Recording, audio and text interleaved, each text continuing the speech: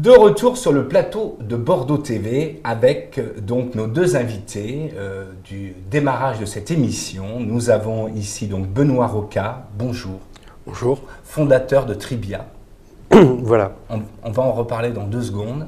Et Vincent Pithion. Bonjour. Bonjour Vincent, fondateur de Ramdam, qui est une agence de communication. Alors déjà, avant de commencer, on va déjà voir une de vos réalisations qui s'appelle d'ailleurs Bonto 9000. Et ça, c'est tout de suite.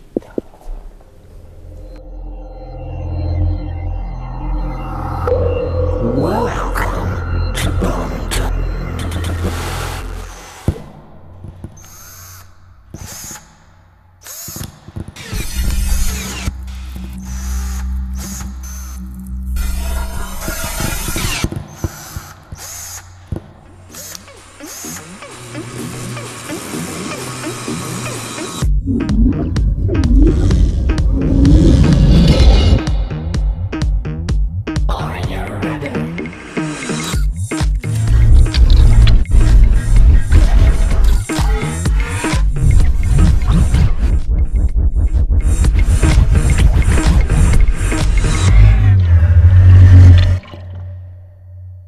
Choose the good one.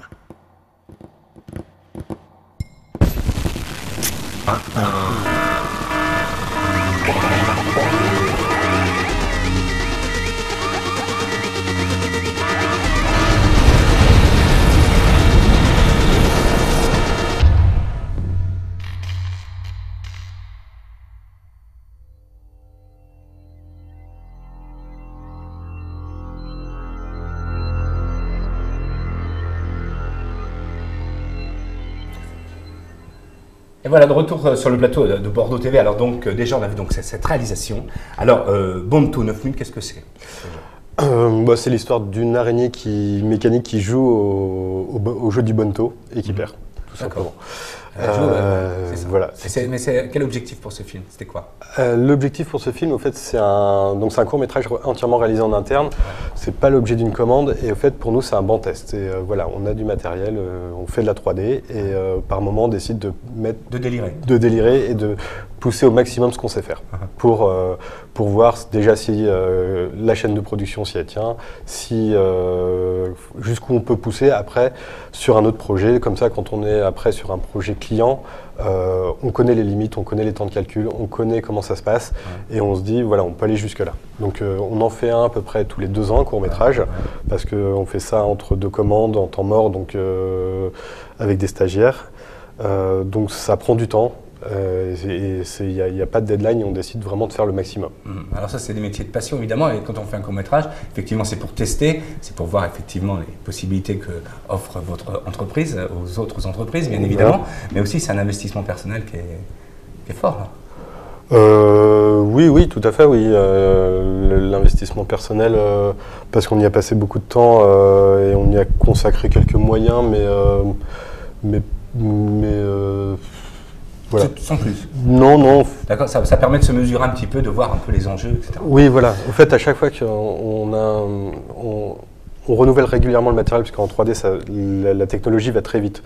Donc à peu près tous les 2 ans, on a un renouvellement du parc qui se fait et on a vraiment des nouvelles capacités, des nouvelles opportunités qui s'offrent à nous et il faut les tester. D'accord. Donc en général, ça commence par un petit plan, une petite idée et puis après, on se dit, bon, on va essayer quand même de finaliser le projet autour d'une histoire pour que ça ne soit pas qu'une démonstration technique. Donc voilà, après, on part sur un petit court-métrage. Ah, vous faites le synopsis, évidemment, etc. Voilà. Donc, effectivement, le court-métrage, c'est de l'entraînement, la cohésion d'équipe, voir ce qu'on peut faire, parce que vous avez énormément de matériel qui évolue aussi, il faut toujours investir. C'est un petit peu ça votre problématique, je pense. Tout à fait. Entre autres. Entre autres. Alors, aussi bien sur le matériel que sur les compétences en termes de 3D. Donc là, on est sur du film précalculé où on montre un projet, mais maintenant, on aborde tout ce qui est réalité virtuelle, réalité augmentée, l'impression 3D aussi. Enfin, tout ce qui tourne, au fait, la base logicielle étant tout le temps la même. Ouais. Après, on a la possibilité de vraiment maintenant de partir dans différents médias et dans différentes formes. Et Vincent, qui est à côté de moi, travaille dans l'agence Ramdam. On s'est réunis au sein d'une agence qui s'appelle Scale, qui est une agence de communication visuelle. où on est transdisciplinaire. Donc là, ce que l'on verra peut-être après, Ouais. où on va encore rajouter des choses à la 3D, donc ça va être de la vidéo, éventuellement du print, de l'internet, enfin vraiment pouvoir être transdisciplinaire et offrir donc des projets de communication qui soient globales et qui regroupent tout un panel de services et de technologies. D'accord. Votre société a été créée en 2001. Voilà, on fête nos 15 ans, Vous fêtez vos 15 ans. 15 ans au mois d'août, ouais. Vous avez combien de salariés maintenant? 2 salariés, De salariés, ça fait un chiffre d'affaires de combien, une société comme la vôtre? autour de 180 000 euros. 180 000 euros, d'accord. Ok, donc vous travaillez aussi beaucoup, bien sûr, sur l'architecture. Voilà. Hein, alors, on va voir quelque chose, d'ailleurs, que Julie va envoyer à la régie. Donc ici, M3D, par exemple. Ça, c'est des conceptions que vous réalisez avec donc, vos outils. C'est quoi comme logiciel que vous utilisez pour faire ça? Alors là, c'est un logiciel de 3D qui s'appelle 3D Studio Max, qui est un logiciel Autodesk. Ouais. Là, particulièrement, c'est pas tellement... C'est par architecture parce que c'est pour un fabricant de fenêtres, Ouais. les entreprises Millet. Et donc, ils avaient un produit qui était nouveau, qui était en cours de commercialisation. Ouais. Et ils n'avaient pas d'exemple encore de réalisation où le produit était posé. D'accord. Donc, on est passé, ils ont opté pour une solution 3D où Ouais. on pouvait présenter le produit dans son environnement réel, bien avant de sa commercialisation qui était 1 ou 2 mois plus tard. D'accord. Donc un film comme ça, sans indiscrétion, ça coûte combien? On dit toujours que l'image 3D maintenant, c'est hallucinant au niveau des prix, c'est pour ça que les gens n'en font pas souvent. C'est très variable, je ne peux Ouais. pas donner un coût Ouais. comme ça, parce que en fait, la première minute coûte toujours un peu cher à mettre en place, C'est ça. parce qu'on crée donc les décors, on crée la lumière, enfin il y a rien. Personnages. Donc Ouais, c'est voilà fou. les personnages, donc il y a énormément de choses à mettre en place. Ensuite, voilà, le film peut durer 3 minutes, mais si c'est un huis clos dans une même pièce, c'est pas très compliqué, Bien alors sûr. que si on a 50 décors, ça va être beaucoup plus compliqué. Donc c'est vraiment à géométrie variable. C'est l'investissement de début qui est Voilà, fort. D'accord. Mm. Vous êtes basé à Bègle, hein, c'est ça, au Terre-Neuve. au Terre-Neuve. Hein. Là-bas, il y a une bonne dynamique d'entreprise aussi. Comment ça se passe? Vous connaissez un peu toutes les entreprises? Oui, là-bas? alors Vincent, Justement, Scale a été monté au Terre-Neuve. Ouais. Les sociétés qui font partie du groupement étaient au Terre-Neuve. D'accord. Et après, on travaille, oui, je travaille en sous-traitance d'autres sociétés là-bas et même en complément sur d'autres sociétés où on répond avec d'autres marchés parce qu'il y a, c'est un pôle créatif et c'est vrai, ça fonctionne plutôt bien. C'est intéressant pour ça. Alors justement, Vincent, Pition, vous êtes fondateur de Ramdam? Oui, c'est ça. D'accord. Il y a 10 ans. Cette société existe depuis combien de temps? 10 ans. 10 ans aussi. D'accord. Et donc, c'est quoi la spécialité? Alors la spécialité de Ramdam, c'est avant tout le motion design. Donc le motion design, c'est toutes les techniques du film d'animation mis au service de la création pour les entreprises. On les voit d'ailleurs avec Seva. Là, Alors dans Seva, c'est un cas particulier parce que ça va montrer justement toute la force de l'alliance entre Tribia, Ramdam et d'autres spécialistes, D'accord. à savoir comment mélanger de la prise de vue réelle, comme on Ouais. fait aujourd'hui, Ouais. de la 3D, comme on a pu voir dans le court-métrage de Benoît, et des animations de type graphique, du type typographique, qui vont donner des informations complémentaires aux spectateurs par rapport à ce qui se passe à l'écran. Et comment on peut mélanger tout ça dans un seul film en donnant un maximum d'informations à la cible et à permettre à nos clients de communiquer de façon la plus efficace possible. Le but D'accord. étant d'être le plus concis et en même temps de faire une démonstration technique pour montrer que ces clients sont à la pointe de la technologie et essayer de véhiculer des styles visuels qui sont proches de la science-fiction et donc d'aller donner ce côté moderne au film. C'est ça. Donc on va dire, en fait, en final, que chacun a ses spécialisations et qu'on est obligé de s'entourer qu'avec des compétences pour arriver à faire ce genre de film. Exactement. Benoît a parlé de Scale tout à l'heure. L'idée pour nous, c'est de répondre à deux envies. Ouais. L'envie de rester des structures légères qui répondent de façon très rapide aux besoins du client, Ouais. parce qu'on sait qu'aujourd'hui nos clients ont besoin de cette réactivité et qu'on a aussi envie de garder notre indépendance dans nos activités respectives. Mais on a une deuxième envie, c'est de proposer quelque chose qui est complètement hors norme par rapport à ce qui se fait, parce qu'aujourd'hui, pour nos clients, être audible, c'est faire des projets hors normes. Et aujourd'hui, être hors norme, c'est à la fois être créatif, c'est une chose, mais aussi être capable de proposer des produits transdisciplinaires qui vont mélanger les techniques, C'est ça. donc la 3D, la prise de vue, le web, éventuellement le print, qu'on peut voir aujourd'hui avec des animations qui peuvent être déclenchées à travers le smartphone et certaines applications. Ouais. Donc on a aujourd'hui tout un panel d'activités qu'une structure légère ne peut pas offrir, C'est ça. parce que dire qu'on est à 360 degrés C'est ça. quand on est 3 personnes, c'est pas Ça possible. marche pas. Par contre, travailler avec des équipes stables qui ont l'habitude de travailler ensemble, comme c'est le cas par exemple entre Benoît et moi, ça permet de dire au client, le rassurer sur le fait qu'on est capable d'apporter cette transversalité et en même temps de lui proposer une créativité qui restera qui ne sera pas synonyme de risque pour lui. Parce que c'est important pour un client aujourd'hui, c'est qu'il faut qu'il soit rassuré sur le fait que le livrable est conforme à ses attentes. C'est ça, il faut amener le projet au bout. Et ça, parce qu'il ne suffit pas d'avoir une commande dans nos métiers, il faut aussi l'honorer. Et bien l'honorer parce que les gens attendent énormément de vous. Quand vous réalisez des films comme ça, par exemple pour leur entreprise, ils se disent le 3D, ça va nous sauver la vie, ça va nous faire vendre 10 fois plus. Ils rêvent beaucoup, non? C'est quoi l'essentiel dans tout ça?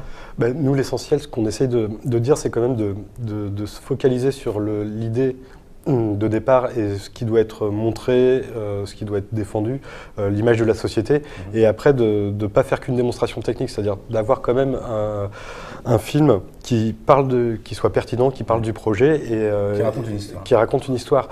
Donc nous, au niveau de la méthodologie, on met en place déjà une écriture on travaille énormément l'écriture pour vraiment que cette partie-là soit bien faite.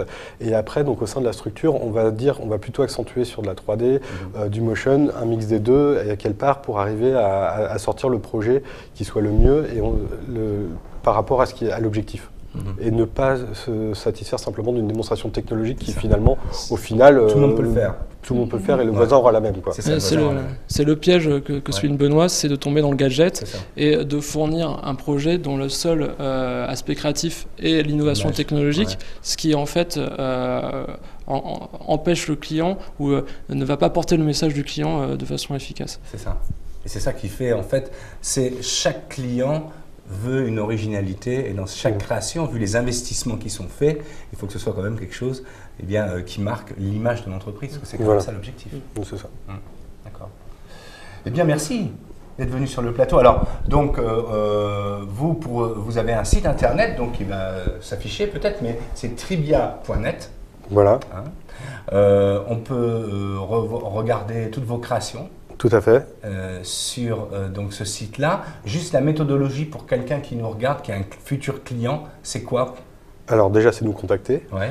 Ensuite, la méthodologie, on va développer, on va désigner un chef de projet par rapport aux entités qui sont présentes dans Scale.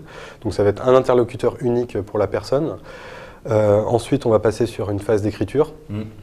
Qui va être, comme je le disais tout à l'heure, très importante. Suite à ça, donc après validation, on passe à la production, où on se répartit donc, le travail au sein de la structure Scale. Et par contre, on a toujours le client aura toujours le même interlocuteur. Et donc à chaque phase, donc après production, donc il y a aussi script, storyboard, production, livrable, à chaque phase, le client est impliqué et voit ce qui se passe et pour pouvoir valider et donner son avis et éventuellement faire des ajustements. C'est un travail vraiment de collaboration forte. Voilà.